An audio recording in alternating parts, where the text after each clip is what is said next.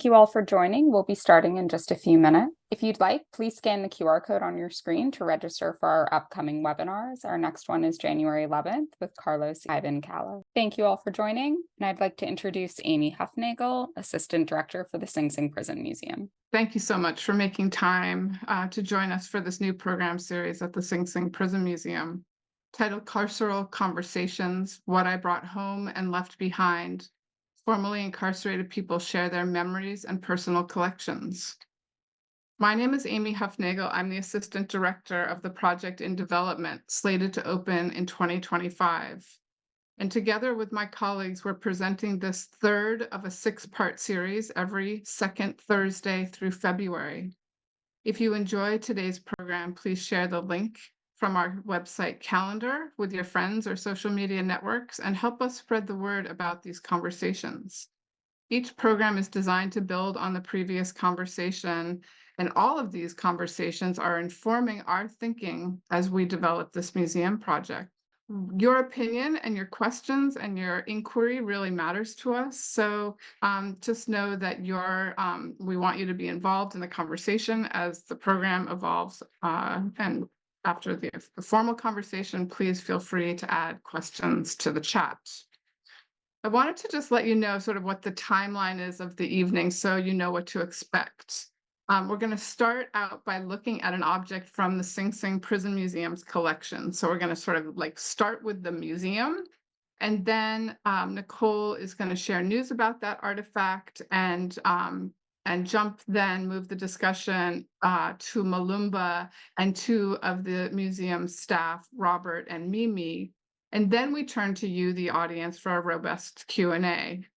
Remember, this program is being recorded, and we're going to post it on our YouTube channel, so you can share it with friends that way too.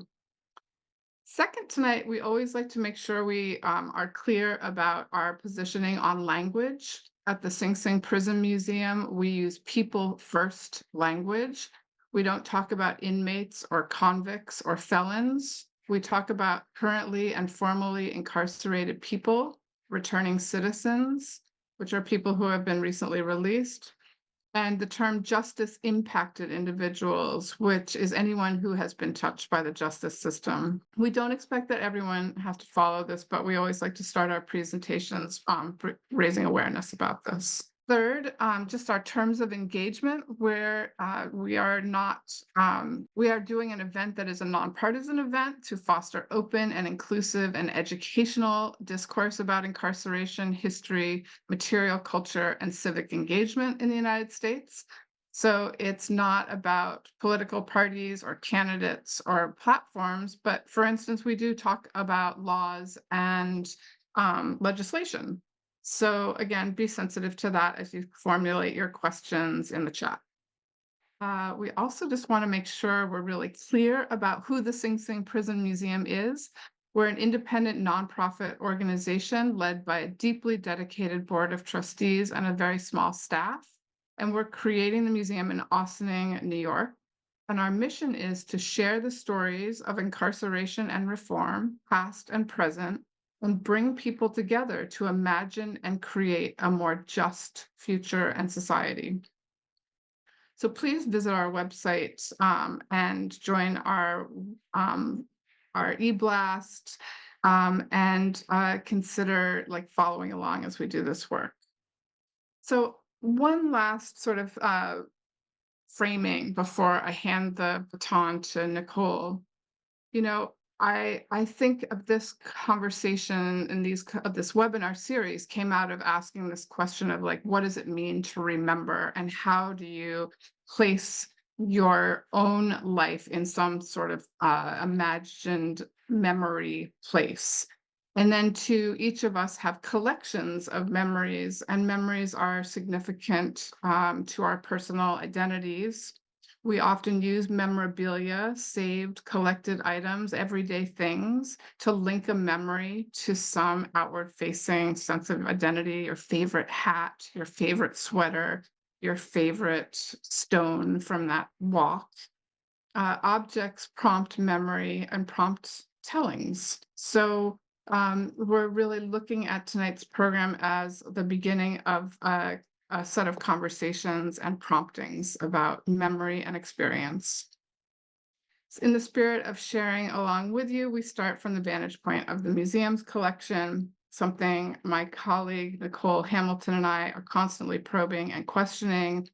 As the collections and program manager for the Sing Sing Prison Museum, Nicole thinks deeply about how collections work and can better serve communities, including developing more inclusive policies that account for individual and unique needs and marginalized groups. She has presented on prison museums and collections and concerns about this field at the AASLH, the AAM, and the Manny conferences. She currently serves on the leadership team for the Association of Carceral Sites and Museums nationwide. She holds an undergraduate degree in history from Carleton College and a master's in museum studies from George Washington University. And she will begin today's program by sharing something already in our collection at this point and layer our conversation with how we as a museum are thinking about museum culture and conversations of incarceration. Thank you, Amy, for that great introduction. So my name is Nicole. My pronouns are she, her, hers, and I want to thank you all for being here. I also just want to apologize. I have a slight cold, so if I suddenly go off camera and cough for a minute, I apologize. So in our last two webinars, I started with sort of this big picture explanation of how the Sing Sing Prison Museum looks at objects. We asked what hidden stories can they reveal and what can they tell us about identity. But today I'm going to get a bit more into process and briefly talk about how the museum researches objects. So today we're going to look at a donation we received in 2021. It's sheet music for the March MWL, or Mutual Welfare League, and it's signed and dated by the composer. The inscription in the corner reads, "With best wishes from the composer," signed Paul E. Clifford and dated December 27th, 1933. So with this piece, we don't really have much to go on. I believe the donor had purchased it from eBay. So it kind of came to us without a lot of context. There was no indication of who'd owned it, who the composer inscribed it to. And without any of that context, this is really just a curio. It's something nifty and interesting. Maybe we could talk about the graphic design, but it's hard to pull much meaning out of it. But we do have enough information to start searching historic newspapers for mentions of Paul Clifford and Sing Sing. And the first thing I found was this same answers to questions piece featured in newspapers across the country in November 1938. These are newspapers from Arizona, Cincinnati, South Carolina, Mississippi, Wisconsin, Montana, Hartford, sort of everywhere. A reader asked, "Please give the name of the conductor of the prison band at Sing Sing." The answer: music at Sing Sing is directed by a civilian bandmaster, Mr. Paul E. Clifford. He was at one time a member of Sousa's band and has been in charge of music at Sing Sing for nearly 5 years. So now we have a few more hints about what this piece is. For one, we know a bit more about Clifford's time at Sing Sing. If this was published in 1938, then he started around 1933, which, if you remember, is when this was inscribed. So we can guess that he wrote the Mutual Welfare League March possibly before he started working at Sing Sing. So this helps us dial in our research. If I'm looking for information about Clifford at Sing Sing, I can narrow down the dates I'm looking for to after 1933. So after doing that, a lot of articles do start to show up. Some of them are performances by the Sing Sing Prison Band, but one story stood out. And before we get into it, I want to give just a very general content warning for discussion of violence, and also preface this that while the museum does not use terms like inmate, we do not censor primary sources. So the language used in this newspaper article is not language that we would currently use today. So in June 1936, a few newspapers ran variations of this story. These are clips from the New York Times and the Times Tribune of Scranton, Pennsylvania. Frank Lopez was fatally beaten by members of the Sing Sing Prison Band. Lopez was incarcerated at Sing Sing and worked as clerk and secretary to Paul Clifford. The reports allege that when musician pay was cut in half from 20 cents to 10, the other incarcerated men who were part of the Sing Sing Prison Band blamed Lopez and attacked him. And I know that's not really the best place to end on. I so often try to conclude these pieces by showing the humanity of the people incarcerated at Sing Sing, and instead I've ended on a very typical narrative of incarceration. But I do this to highlight how something like sheet music can lead us down so many different paths of investigation and can be talked about by a museum in so many different ways. So on that, I'd like to hand this off to my colleagues, Robert Rose and Mimi Coffey. Robert is the museum's communications coordinator and a researcher with a focus on dismantling the prison industrial complex and working towards improving the lives of people currently incarcerated. Robert has contributed to numerous reports with organizations, including Worth Rises and the National Association of Criminal Defense Lawyers. Mimi, in addition to her work at the museum, is a criminal justice activist, blending the world of justice reform and media. She's a co-founder of the Social Justice Network with a mission to educate, empower, and uplift communities adversely affected by the legal system. Mimi and Robert. Thank you so much, Nicole. Hi, Mulumba. Hi, Robert. Good evening, everyone. My name is Robert. I'm the communications coordinator at the Sing Sing Prison Museum. It's my pleasure to welcome you all to today's webinar, where we'll continue to explore the journey of transformation through personal artifacts. These items are significant because they represent the struggles, the skills learned, and the personal growth experienced within the carceral system. We will discuss why individuals choose to carry certain items with them after they're released and what they leave behind. I hope you find the webinar insightful and informative. Possessions acquired during a prison term hold more significance than material value. They may represent the identity one held during confinement, serve as a reminder of personal strength, or indicate the start of a new life. On the other hand, the belongings left behind may indicate a deliberate effort to let go of the past and move towards a brighter future. Today, it's my pleasure to introduce Mulumba Kazigo. Mulumba is a student, a skilled pianist, and an advocate for the Domestic Violence Survivors Justice Act, a dedicated Quaker, and a supporter of Habitat for Humanity. He spent around 15 years in the New York State prison system, where he discovered the transformative power of music and the life-changing impact of donating his limited resources to help others. His story is about overcoming challenges, perseverance, and education. Mulumba, we are delighted to have you here today. Could you provide us with an overview of your journey and explain what brought you here with us today? So hi, good afternoon, everyone. Thank you for having me. So my name is Mulumba Kazigo, and I was incarcerated at Sing Sing for 15 years. So during that time, I took several steps to effectuate personal growth and development. One of them involved enrolling myself in Mercy College's behavioral science program. During this time, I earned a bachelor's degree in behavioral science. In addition, in an effort to improve my musicality, I joined a program called Musicambia, and under the patient tutelage of dedicated artists from Carnegie Hall, I realized and achieved significant improvement in my ability to play keyboard. Today, I continue to perform at concerts for Musicambia, where I'm paid a fee. In addition, beginning in September of 2015, in an effort to address the suffering endured by so many people, I began making monthly contributions to Habitat for Humanity. From September 2015 up until today, I've never failed to make a donation. Today, after my release, sorry, I forgot. In addition, in January of 2020, I had a rather profound development. I learned about the passage of a revolutionary policy known as the Domestic Violence Survivors Justice Act, a law which permits criminalized domestic violence survivors to petition the courts for resentencing. And I successfully used this law during the summer of 2020 to reduce my prison sentence. At my resentencing, my new sentence spared me a further year and 4 months of incarceration. Currently, I earn a living shopping and delivering groceries for a company called Instacart, and I continue to play piano. Oof, Mulumba.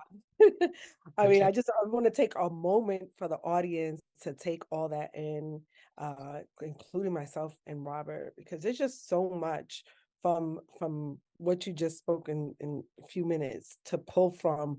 I think for me, Robert, how about, since Nicole already started talking about music sheets and she did that wonderful introduction, and you just spoke about music. Did you study music before you were incarcerated? I want to get into a little bit of your Um, story with music. sure. So my musical journey, specifically my playing keyboard, began when I was in high school. I briefly took piano lessons for about 2 semesters when I was in high school, but I'd stopped. And so when I was incarcerated back in 2006, I had a lot of time in my hands. And one day I came across a music catalog. And while thumbing through it, I discovered that they offered keyboards. And so it occurred to me that I might benefit from purchasing and playing keyboard. And that's what I did. And so I believe from 2006 and 2015 that I had a keyboard and I often played it. But in 2015, I first learned about Music Columbia and I decided to sign up for the program. And as I mentioned, under the patient tutelage of Laura Weiner, Nathan Schramm, and other artists from Carnegie Hall, I found myself able to expand my musical talent in ways. So, for example, I found myself able to play entire pieces of Bach music from memory, in addition to performing at concerts. That's what I did. It was a really significant part of my life. I I, think it still is, isn't yeah, it? yeah, and it still is. I still practice, I still perform at concerts. It's a sign of personal growth and development. It's provides me with a sense of purpose.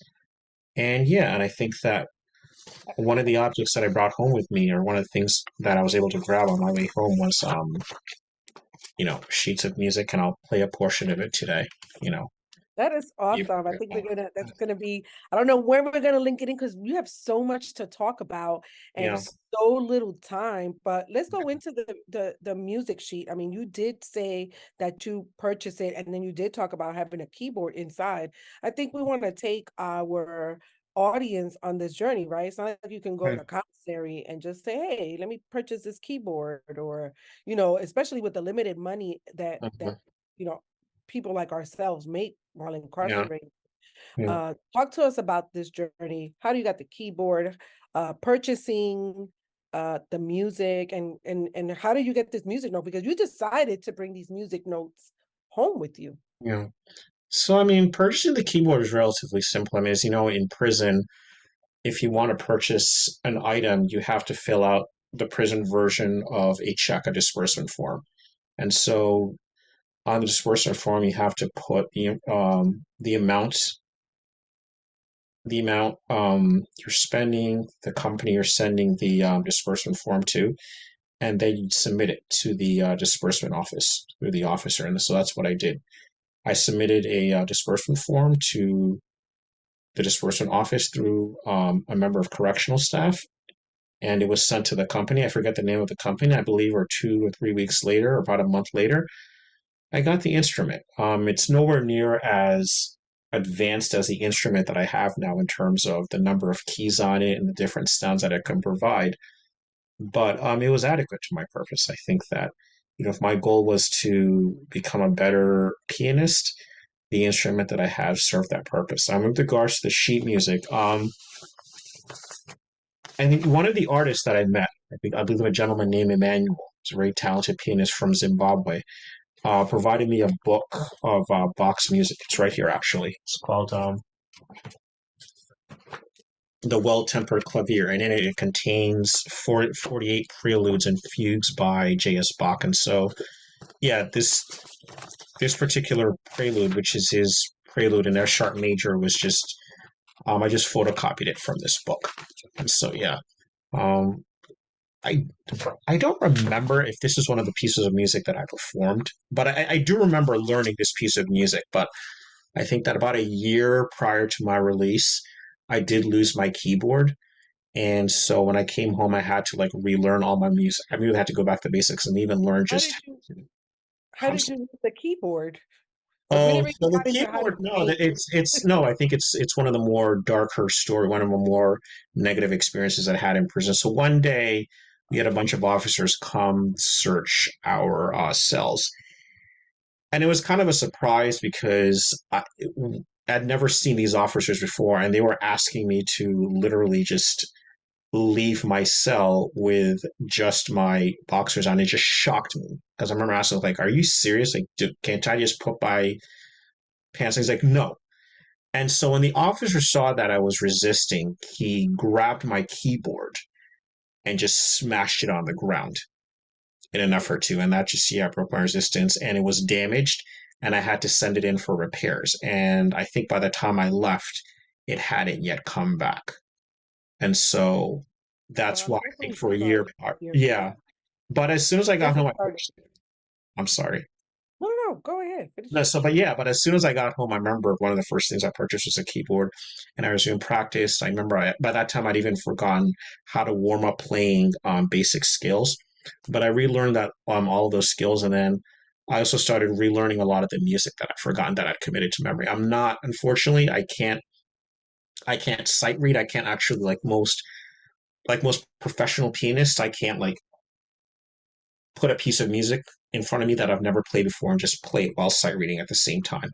I commit pieces of music to memory. I sit down every day, I look at a measure, and I just commit it to memory. I play it over and over again. And that's how I learn music. That's my process. It's tedious, it's cumbersome. It can be quite frustrating, but ultimately it's very rewarding. And it's worked for me, both during practice and at time and We're gonna during get a chance to hear actual you later on you. Yeah, before we end this webinar. So I want to make sure that we definitely get to it. But Robert, I know you're gonna come in. I don't want to cut you off either, but he did mention something about giving receipts to the officer, and it kind of goes into your yeah, Habitat for Humane story. So I'm gonna let Robert take it from here because I know we want to hear more. Oh, sure. man.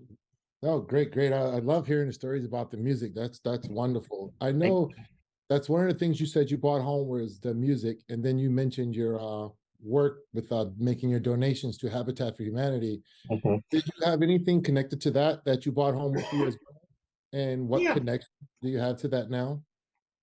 Yeah, so I mean, just as a background, just to provide some sort of background regarding my relationship with Habitat Humanity, in 2015, I was reading a book. More specifically, it was a detailed account of a young Iraqi girl's experience during the occupation of her country by American forces in 2001 to 2003. And one aspect of that account involved her learning about the accidental killing of a 10-year-old boy. And I vividly recall just being really saddened and distressed by that particular event. And in thinking about it, I remember asking myself this question: what can I personally do to help allay the suffering that so many people endure around the world? I mean, it's not the first time I'd read stories of suffering, but something really, I think, just something about this story, I guess it was his age, the manner in which he died, really struck me and led me to formulate this inquiry. And so, in response to that, I remember looking around and coming across a calendar from the organization Habitat for Humanity. Um, in case nobody knows, Habitat for Humanity is an organization that constructs affordable housing for people who are confronted with the crisis of homelessness. And I remember thinking to myself, okay, here's what I can do. Every so often, I can make monthly donations to Habitat. At the time, I'm operating with, let's say, a $50 or $100 budget. So a monthly donation of between $5 and $10 would be a considerable sacrifice for me. But I said to myself, this is something that I really need to do. And from September of 2015 up until today, that's what I did. I always took out a disbursement form, filled it out, gave it to the officer, sent it in. In addition to which, I also made sure that each check that I sent was accompanied by a letter. I I purposefully um I said to myself, I'm going to look at Habitat not just as a sort of inanimate object, but as a person, a human being. And so I'm going to share with them details about my personal life, things that I'm going on that I feel comfortable for. So, for example, I'll just share one of these letters. This is the letter that I wrote to Habitat in September of 2020, the first month after my release. And I believe this letter was accompanied by a $10 donation. So, Tuesday, September the 1st of 2020. Dear Habitat, please accept this paltry $10 donation of mine for the month of September 2020. For the first time in over 15 years, I'm writing to you from home. I was released from prison on August the 26th of 2020. This unexpected development, my original release date fell on April the 10th of 2022, has brought me and my family no small degree of joy and relief. In the days and weeks ahead, I shall continue to take those steps I need to reintegrate myself into a society that I find both strange and familiar. Part of that process of reacclimating myself involves contributing to those causes that serve to uplift others. I have considered the possibility of volunteer or working in some capacity for Habitat. Please wish me luck, as I shall continue to pray for your continued success in your efforts to secure affordable housing for those people that need it. May God continue to bless you with the resources needed to ensure that, quote unquote, thy kingdom come, thy will be done, end quote. Sincerely, Mulumba Kazigo. P.S. For my record-keeping purposes, would you please send me a receipt acknowledging receipt of this donation? So in addition to keeping copies of these checks, I also requested and subsequently received a receipt from them acknowledging receipt of my donation. I also kept those receipts with me. As a matter of fact, let me show one here. Mulumba, I know while you're looking for it, just think of this. No, it's right here. This is one from No. Think of this question, because I've asked all our other panelists. Okay. What made you? And we're going to go into another. Like I'm trying to be so mindful for time because we have so many wonderful stories from you. Okay. I asked our other panelists, like, out of all the things that you brought home, why were these so important to you? And I know that's going to go into the other story that the audience is waiting to hear as well. But a lot of people give away things. A lot of people intentionally take things home. And I know you have a very unique story of when you left. So I'm going to let you grab the floor. Robert, if you want to add anything before that, please feel free. No, my next question was going to be when you left, because I know we had in our pre-interview, we talked about you're leaving and you didn't have enough time to really get some of the things you wanted and didn't. Yeah. You just brought certain things home with you. And maybe we can talk about how you just abruptly left and why, and the things that you were able to bring with you when you came home. And what you left behind too, Mulumba. Well, we have compound questions there, but you got this. Yeah, so the manner in which I was released from prison was definitely unexpected. It came about as a result of the passage of a law called the Domestic Violence Survivors Justice Act. So just some background on that story. Beginning in 2009, a group of people consisting of formerly incarcerated individuals, lawyers, and activists came together with the purpose of convincing legislators in Albany not only to make legislators in Albany aware of the problem of criminalized domestic violence. By that, I'm referring to the myriad of crimes that come about as a result of people's direct experiences with domestic violence. I mean, just in my case, briefly, my transgressions, the circumstances that led to my arrest involved me taking the life of a father who had subjected me and my siblings to severe and long-term abuse. For other people, it's, being abused for years or suffering abuse at the hands of an abusive spouse or partner. And so this group of people got together, sat down, wrote their stories, and traveled to Albany and raised this issue with legislators with the ultimate goal of convincing legislators to acknowledge this problem by adopting legislation that would permit criminalized domestic violence survivors to ask courts to reduce their sentence on the condition that these defendants were able to provide concrete proof that their crimes were directly linked to their experiences of domestic violence. I first became aware of this campaign in 2015, and I was routinely contacted the director of the Women's Project, a woman named Jaya Hasandani. I routinely contacted her to receive updates regarding the status of this bill. So I believe sometime in 2015, I lost hope regarding this bill's passage. But in 2020, um, I I first learned about the passage of this bill through a publication called the Pro Se. The Pro Se is a prison newsletter that discusses prisoner issues.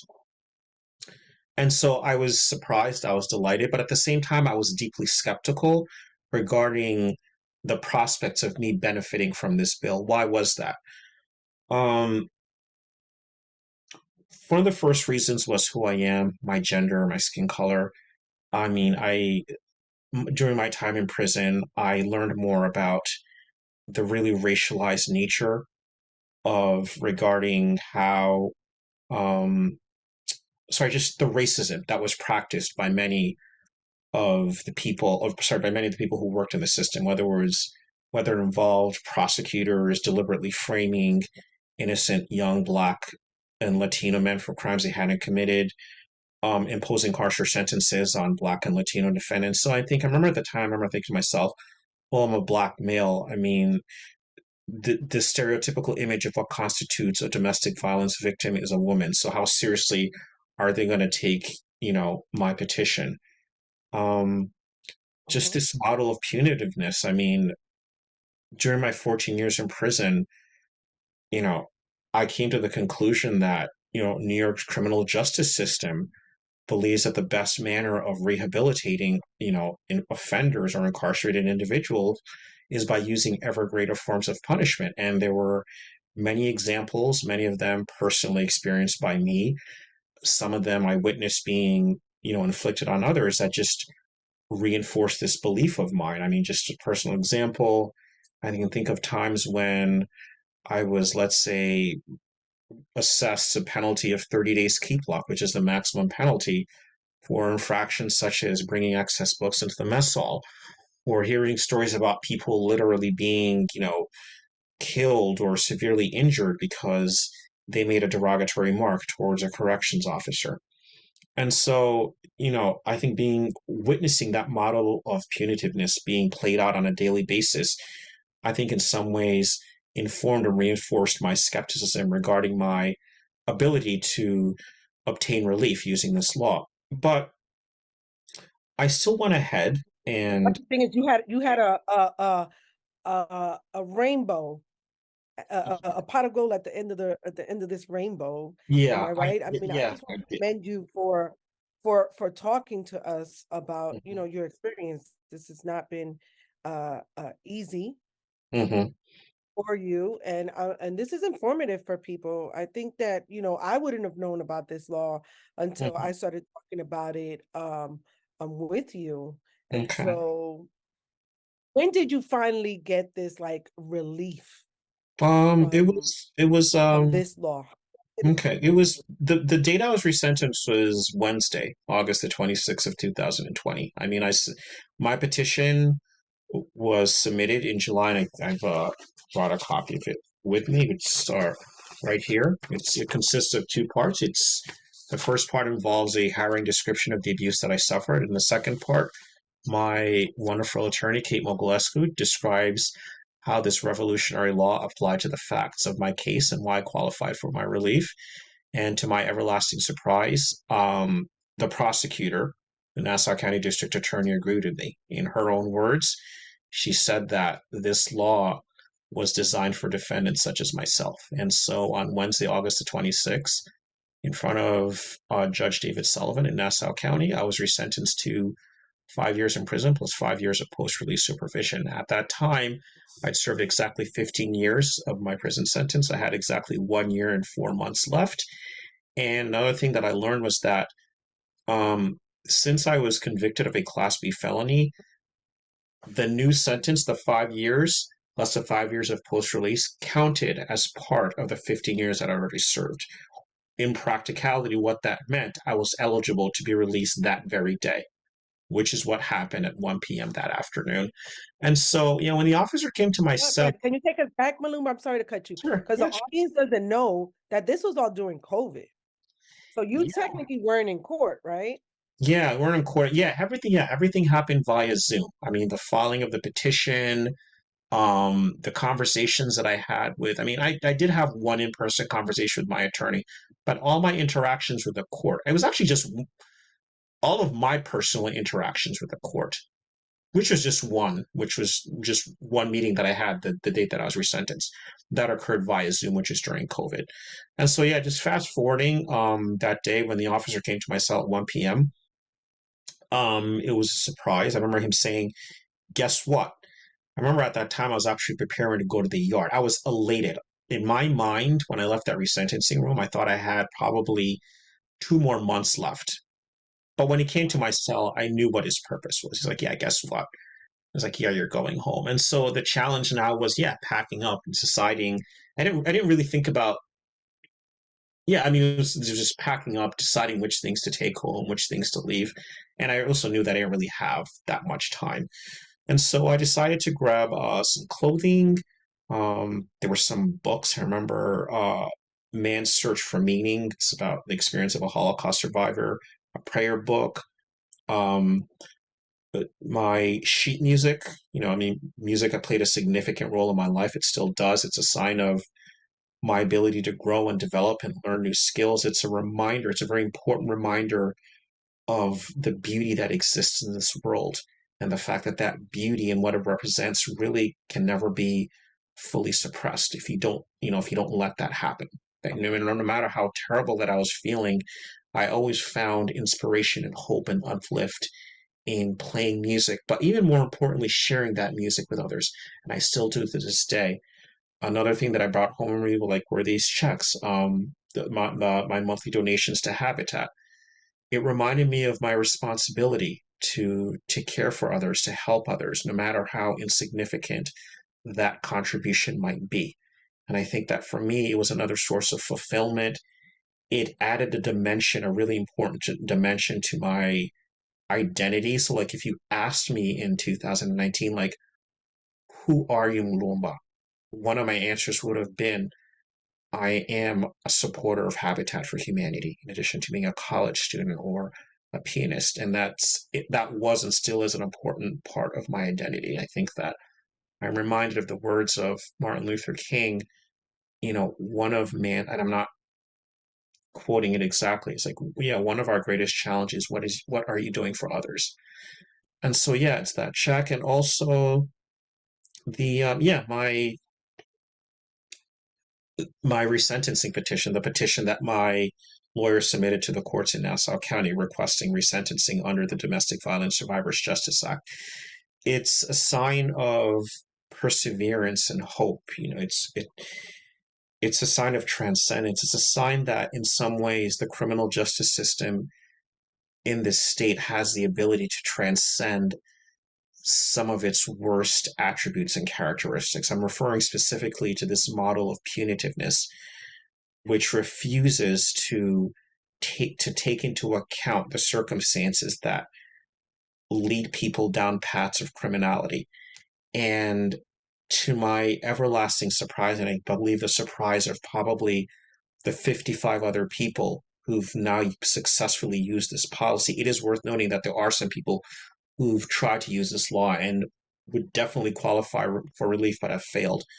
But to our everlasting surprise, our criminal justice system, but more importantly, I'm referring to prosecutors and judges, were able to, after listening to these stories, they allowed themselves to be convinced that such a policy was not only necessary, but also needed to be applied robustly to provide sentencing relief to those people who qualified for it.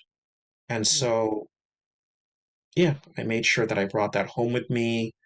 Not only, does it carry significant meaning for me. It's also been of benefit to others. I have shared it with activists in Oklahoma who are pursuing the passage of similar legislation. So there's been a campaign underway in the state of Oklahoma since January. I mean, their bill is called HB 1639, but it serves the same purpose.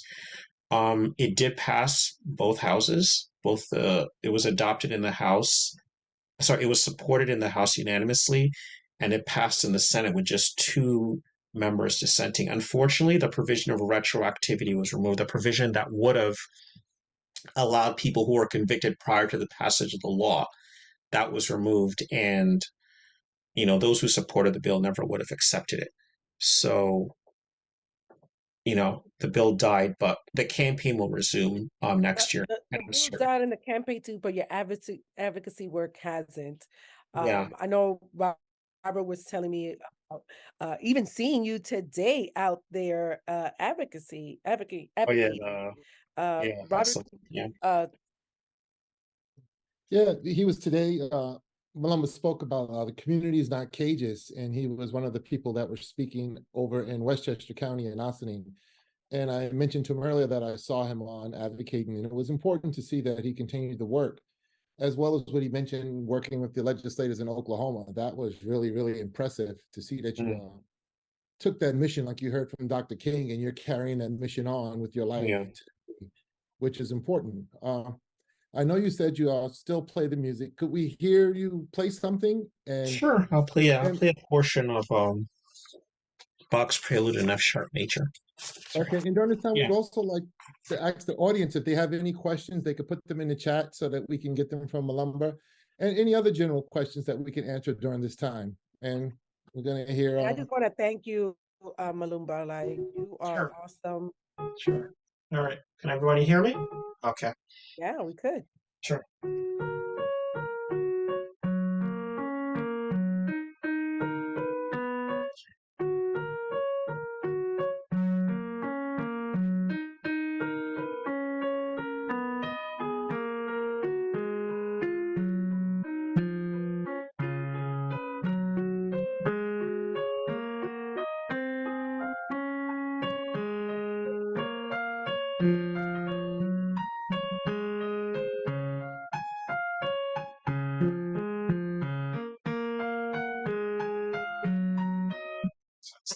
Good. Okay. That's wonderful. Okay. Before we start moving on to closing out, is there anything else that you would like the audience to know about some of the work you're doing and some other things that you think may be interesting to the audience? So, I mean, not really. I mean, at the top of my head, I mean, for the most part, my life now just consists of trying to earn a living, which I do by shopping and delivering groceries for Instacart. Um, I still continue to involve myself in campaigns seeking to advance criminal justice reform legislation. So I'm with a group called Communities Not Cages, which is promoting 3 bills. One is called the Second Look Act, which would permit individuals in prison to petition the courts for a resentencing. It would ask the courts to take into account an individual's growth and transformation while in prison for the purposes of resentencing.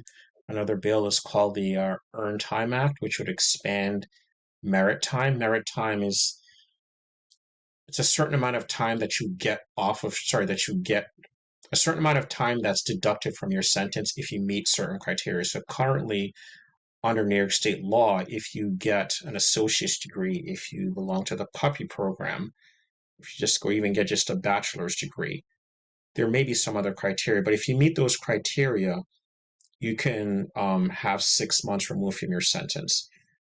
And currently under good time, just correct me if I'm wrong, Rose, I think it's 2 months off for every sentence, for every year that you serve in prison, right? No, what you're speaking of is the limited credit time allowance, which would allow people to earn that complete certain programs Yeah. to receive up to 6 months off their sentence. And it's primarily Used for Okay. persons that are serving life sentences or what they consider indeterminate sentences. Those persons can earn time off. Okay. Historically, persons that are serving life or indeterminate sentence didn't receive anything off their sentence. So Mm, that allowed them to get some of that time off. yeah. But I think the earned time would also expand merit time, right? I think it's 2 months off for every 2 months off for every year that you serve. Yeah. And so on, yeah, and you also have a bill called the Eliminate Mandatory Minimums Act, which would eliminate mandatory minimums and allow judges to sentence people to below mandatory minimums. And so I was also part of a campaign to enable the passage of a law called the Clean Slate Act. So the Clean Slate law automatically seals criminal records. Um, there's a waiting period. I believe it's 3 years for people with misdemeanors, provided you have no interaction with law enforcement. And for people with felonies, it's 8 years. So after about a 10-year campaign, we were able to convince the legislator to pass that law, which it did. And Governor Hochul signed it into law about a month ago. I was at the bill signing ceremony, which was quite fulfilling. And so, That is yeah, awesome. So your advocacy work still continues. I do have one more question yeah. before the end of the night. So I want to know, how do you think places like the Sing Sing Prison Museum can help in sharing and supporting the stories of people who have been in prison? So, I mean, that particular endeavor can be fulfilled by having more events such as these, bringing on other people who are formerly incarcerated and sharing their stories. Um, As simple as that. yes, yeah, I mean, just doing No, that. but and I- like I said, I want to thank you for that, because talking yeah, about all the things that you have talked about today, it's not yeah, easy for everyone, and you were just so vulnerable and so open with us and the audience that I mhm. just want to thank you We have again. one question in the Um, chat though, forum. One of the people asked, they oh, stated that okay. maybe you should consider quitting Instacart and becoming a lobbyist. What do you think about that? Oh, I mean, thank you for that suggestion. Sure, it's something I think about. I mean, I'm not sure if I have the requisite skill set that would enable me to, function effectively in that role. But yeah, I mean, if the particular agenda that I'm lobbying is something that I would support, then yes, that is something that I would like to do. In some ways, I am somewhat of a lobbyist. I mean, when I do go to Albany, me and other activists sit down with legislators and share our stories with the ultimate purpose of convincing senators and congressmen to adopt these pieces of legislation. But yeah, I mean, but it's not like this is not like something for it's not like a work. It's not something like I'm paid for.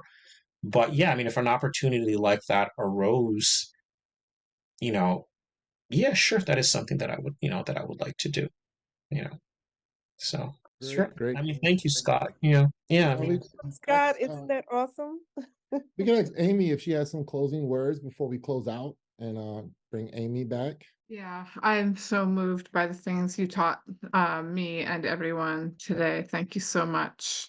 Our work is ongoing. We need everybody's help. There are lots of ways to participate, whether it's telling people about our next program that is slated for January 11th, I believe, the second Thursday in the month, and joining our e-blast. And of course, donations really help with our work too. So any kind of support, and no donation is too small.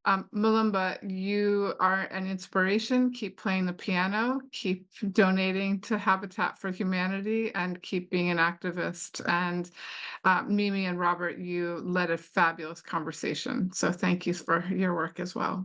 Good night, everyone. all right. Thank you. Good night.